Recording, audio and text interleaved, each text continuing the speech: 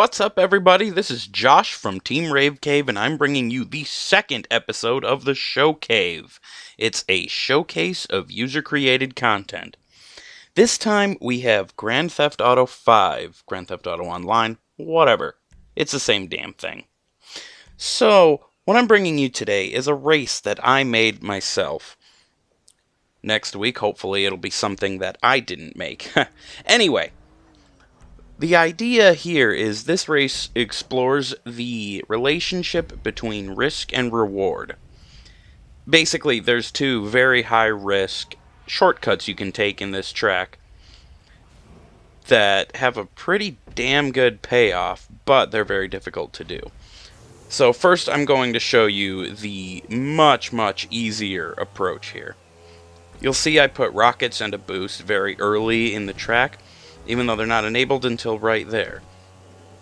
It's partially because you can use the rockets almost immediately to blow away all your competition as you go up the one ramp. You see that ramp there, that goes to the first shortcut. I'll show you that in a minute. This is the longer but less risky approach. You go around the outside edge of Fort Zancudo. And if you're running this with all your friends, you can blow the shit out of them with the rockets, use the boost to escape their rockets, whatever, you know, the same idea as always. Except this is a bit tricky. You don't keep going around the edge yet because there is a checkpoint out over here that you want to get before you go back up around the outside edge of the fort.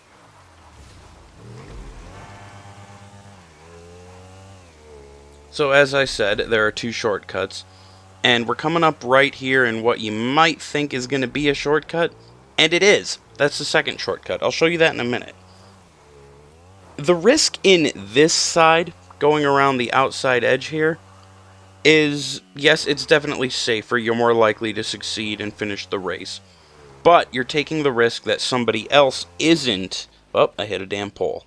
Crotched it. You're taking the risk that somebody else isn't taking the shortcuts. And then, if they are, you're taking the risk that they will not succeed. Which, I gotta be honest, as I was...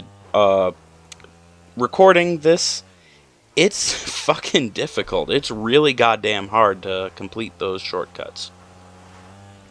It's so much faster, though.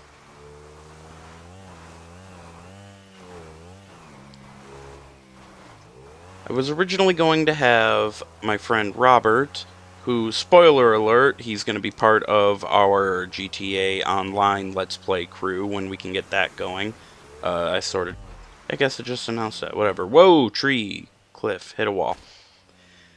But he could not make it, so I ended up having to record this by myself. And that would be why there is just me running, and it's not as much fun. I was going to open it up to the general online people, but I didn't want to wait for people to filter in. Anyway, I'll take this time to point out a couple things about this. I wanted to ramp up the difficulty a bit, so I set wanted levels on, and I set the weather to rainy. So if you blow some shit up, you're going to have cops come after you. Not only that, but it's much easier to wipe out because of the slick conditions. Now you see at this point I just kind of gave up on getting my bike. I just wanted to end the race, so I'm running up. You're supposed to be able, if you hit that rock just right at the bottom there, to just soar up and land in the finish spot. Now, something else I didn't have a chance. This is the first shortcut, by the way. You want to get one of those boosts. That's really important, but you don't want to use it to get up that ramp. So you come in, you loop around, you come at this little ramp right here, lean back to pull a wheelie, you hit the boost while you're going off the ramp or in the air, and there you go.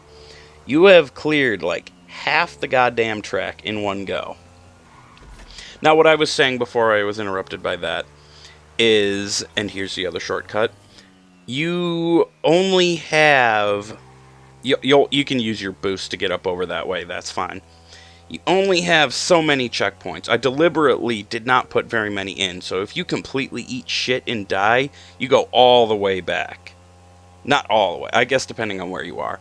But that's another part of the risk-reward functionality of this race. So with this shortcut, you've gotten into Fort Zancudo, you're just kind of running to the other end. And what you'll want to do over here is there's a flower bed. You'll want to pull a wheelie and hit that, not the way I did it there. you'll want to try very hard to avoid those curbs. So you come out, you don't even need too terribly much speed. You just pull a wheelie, and the screwy GTA physics will launch you over the fence. And there you go, you've cleared the longer portion of the other thing.